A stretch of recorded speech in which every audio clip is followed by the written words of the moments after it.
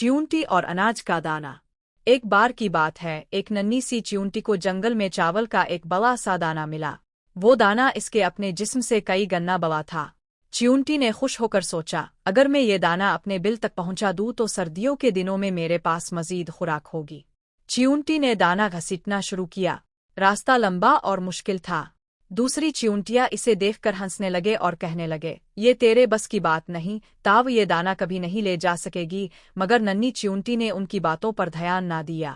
اس نے دل ہی دل میں کہا، اگر میں ہمت کر کے ایک ایک قدم چلتی رہوں تو آخرکار یہ دانہ منزل تک پہنچ جائے گا۔ ودرت رجعت مور ارمنت۔ تھوڑا آرام کرنے کے بعد پھر دوبارہ دانہ گھسیٹنے لگتی۔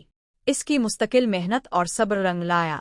کئی گھنٹوں کی جدوجہد کے بعد وہ آخرکار دانہ اپنے بل تک لے آئی۔ دوسری انہ حرانرا۔